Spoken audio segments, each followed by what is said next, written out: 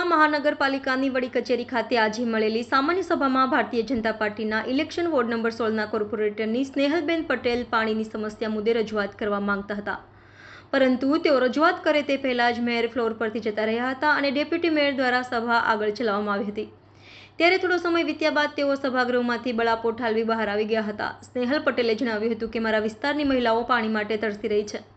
મહિલા મેયર છે ત્યારે તેમને સમજવું જોઈએ, નાગરિકો પાણીમાંથી તરસી રહ્યા છે ત્યારે પાણીના મહત્વપૂર્ણ મુદ્દે ચર્ચા થઈ રહી નથી। પોતાની વાત મૂકતા તેઓ ભાવુક થઈ ગયા હતા અને તેમના હાથમાં આંસુ પણ આવી ગયા હતા।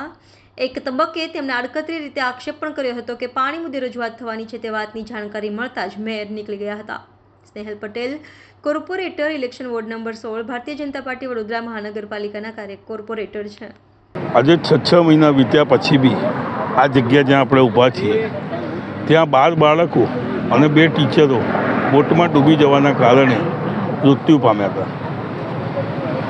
જે તે વખતે એ લોકોએ 15 જણાને ખાલી દેખાવ માટે ઓન પેપર ધરપકડ કરવામાં આવી।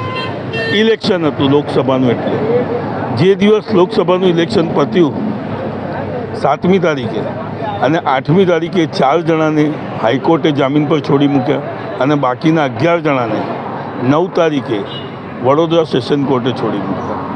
તો આવું કેમ? ફક્ત બતાવવા માટે, રાજનીતિ કરવા માટે આવી ધરપકડો ખાલી કાગળ ઉપર કેમ કરવામાં આવી રહી છે? આ સ્પષ્ટપણે દેખાઈ આવે છે કે જ્યારે ઇલેક્શનના પ્રચારમાં કે એની પહેલાં મોદી સાહેબ વેક્સિન ગ્રાઉન્ડ પર આવ્યા હતા, જે તે વખતે સ્કૂલના ટ્રસ્ટી અને પ્રિન્સિપલને પર્સનલી મળવા બોલાવ્યા હતા। તે પછી લોકસભાનું ઇલેક્શન જીત્યા પછી જે દિવસ એમને સોગંદવિધિ હતી ત્યારે આ ઇન્વિટેશન મોકલી અને સ્કૂલના પ્રિન્સિપલ અને ટ્રસ્ટીને સોગંદવિધિની અંદર કાયદેસરનું આમંત્રણ આપવામાં આવ્યું છે।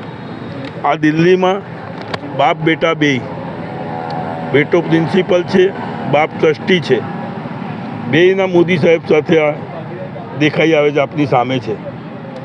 તે પછી આજની તારીખમાં જે માણસને જેલની અંદર હોવું જોઈએ એ રાષ્ટ્રપતિ ભવન અને મસૂરીમાં ફરી રહ્યો છે।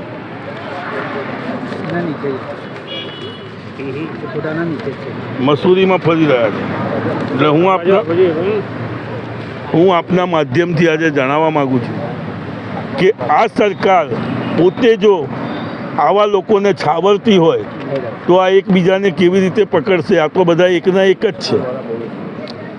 આજે જે માણસ જેલની પાછળ હોવો જોઈએ તેને આપણા વડાપ્રધાન બાજુમાં પડખે બેસાડતા હોય અને એને ઇન્વિટેશન આપી પોતાના સોગંદવિધિમાં બોલાવતા હોય તો એ માણસ ક્યાંથી પકડાવાનો છે? જે સૌથી મોટો ગુનેગાર છે, જેણે અહીંયા લેક ઝોનમાં આવતા પહેલાં કાયદેસર પરમિશન લેવી પડે, અહીંની બધી ઇન્ક્વાયરીઓ કરવી પડે કે અહીંયા શું શું છે, કઈ સેફટીઓ છે, કશું જ જાણ્યા વગર લોકોને મોતના મોંમાં ભરખી દીધા।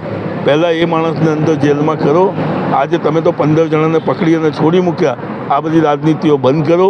આ બુટલેગરો બધા ભેગા મળી અને આ બધા ધંધા જે થઈ રહ્યા છે આ હવે ગુજરાતમાં નહીં ચાલે। જો દિલ્હીના સીએમ ખોટા કેસોમાં આજે જેલ પાછળ જતા હોય તો ગુજરાતના કેમ નહીં? આજે 6 મહિનાની અંદર આવા 3 4 કૌભાંડો થયા। આજે આ અહીંયા 14, રાજકોટની અંદર 40, આનાથી પહેલાં સુરતની અંદર 25 કે 30 જણા। જો 1 વર્ષની અંદર આટલા લોકો મરતા હોય તો મોદી સાહેબ અહીંયા 15 વર્ષ સીએમ બનીને અને વિકાસના મોડેલ પર દિલ્હી પહોંચ્યા। દિલ્હીમાં બી આજે 10 વર્ષથી છે, સાંસદ લડી અને અહીંથી વડાપ્રધાન બન્યા છે। કેમ બરોડા સાથે ન્યાય નથી થતો?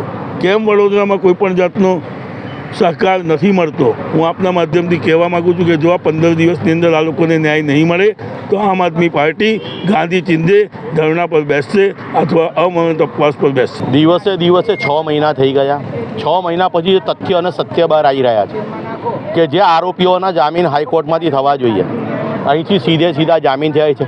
આપ મીડિયાના આભાર પ્રગટ કરીએ છીએ। એક મીડિયાએ અહેવાલ પ્રગટ કર્યો કે સુરતથી આંગળીયું બોમ્બે થયું, જામીન માટે વિચારો। અને અહીં ગાડી હવે અમને ખબર પડી કે આ તો ચોરને મોર સાચવવા આપ્યા છે, આ તો પીછા કાઢી લેશે।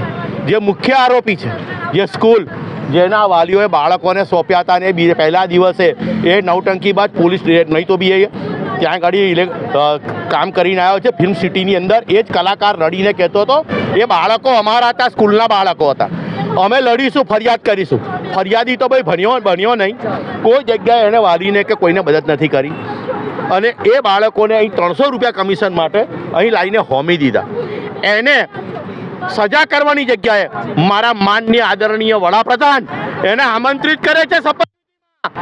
એ ચોરને, ઋષિ મોરે હત્યારાને આમંત્રિત કરે છે, આ વાલિયાને, આ વાલિયા લૂંટારાને. વિચારો તમે, આ આપણે જેને હીરો સમજતા હતા એ જ વિલન નીકળ્યા. અને જે મેન કલાકાર વિનોદ રાવ હતો એની પર કોઈ જગ્યાએ સકંજો નથી.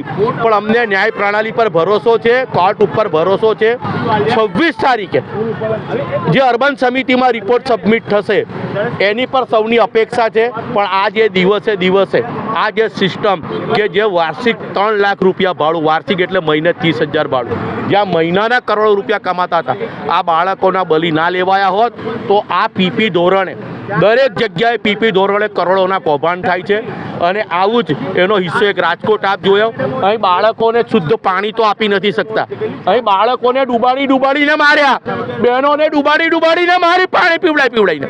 અને રાજકોટની અંદર તમે સ્મશાનની અંદર લાકડા તો આપી નહીં શકતા, તમે ત્યાં જીવતા સળગાઈ નાખ્યા કે એક ઓળખ માટે, DNA માટે આજે હાડકા શોધીને DNA કરાવવા પડ્યા. આવા આ લોકોના પાપ. અને આ લોકો, તમે વિચારો કે આ ચોરને મોર સાચવવા આપ્યો છે, પણ હવે જો આમાં તાત્કાલિક ધોરણે ન્યાય નહીં મળ્યો, એ લોકોની જામીન રદ નહીં થઈ તો 100% નક્સલવાદ પ્રેરાઈ રહ્યો છે અને ફાટી ના નીકળે એની સૌએ કાળજી લેવાની છે. આ જે સુવર ચામડે છે, સમગ્ર વડોદરા પ્રજાને, સમગ્ર ગુજરાતની જનતાને કહેવા માંગુ છું, આજે આમના બાળકો ગયા છે, કાલે ઉઠીને આપણા બાળકો જશે. જાગો, આ સુવર ચામડીઓને સુધારવા માટે બહાર આવો, કારણ કે આ લોકો હવે મળદા ઉપર ભજીયા તરીને ખાય છે.